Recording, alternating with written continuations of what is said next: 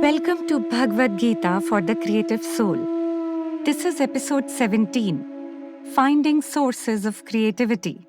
And Saurin is on a quest to discover how and where to find creative inspiration.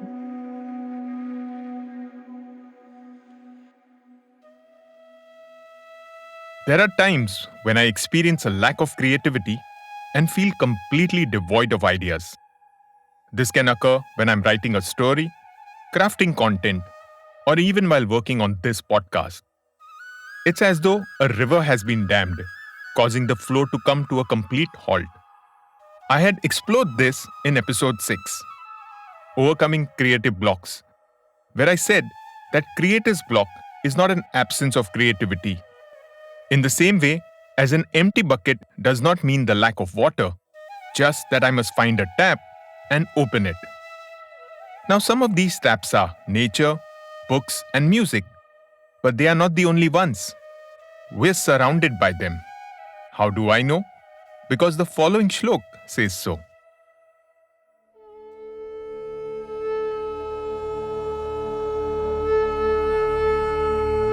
Rasoham apsu kaunteya prabhasmi shashi suryayoho pranav sarva vedeshu shabdakhe paurusham nrushu. Chapter 7, verse 8. I am the essence of water. O Arjun, I am the radiance of the moon and the sun. I am Pranav in all the Vedas. I am the sound in the ether and the ability in humans. The Pranav, also known as Om, is considered the fundamental sound from which the entire universe emerged. The Atharva Shikha Upanishad beautifully explains its significance, stating that which causes all life forces to bow down and unite with the Supreme Soul to become one with it is called the Pranav. This shlok, and the one following it, emphasizes the omnipresence of the divine essence within all things. And since all energy originates from the universe, creative energy is, for me, a manifestation of the universe. It is in everything, everywhere, all at once. Even if I'm seated within a brick and glass cubicle with a group of people, without plants, books, or music, I can still harness creativity and be brimming with ideas. All I need to do is approach life with an open and curious mind and turn to one of the taps. Here are some. Mindfulness. I've been slowly cultivating the habit of being present in the moment, allowing my senses to engage with the surroundings. A cup of coffee can be gulped down, or it can be relished, even if for a few sips. A piece of music can be background sound, or I can tune into and enjoy it for a few moments. Paying closer attention to the world around leads me to thoughts that might not have occurred otherwise. It enables me to connect the dots between unrelated ideas, concepts, and experiences. As an instance, I noticed a stranger with an interesting way of expressing. This became a spark that lit up a short story idea I had in my mind. Curiosity. Sometime back, my nephew, who's now 8, came to me. Kaka, you want to see magic? He held up a spoon, showed my reflection. Now, I'll turn you upside down. He turned the spoon so that the concave side faced me, and there I was, upside down. What caught my attention, beside his intense delight, was that spoons no longer spark my curiosity. They are an everyday object, so not interesting. But for my nephew, and children of all ages, there's a whole universe out there, filled with wonder.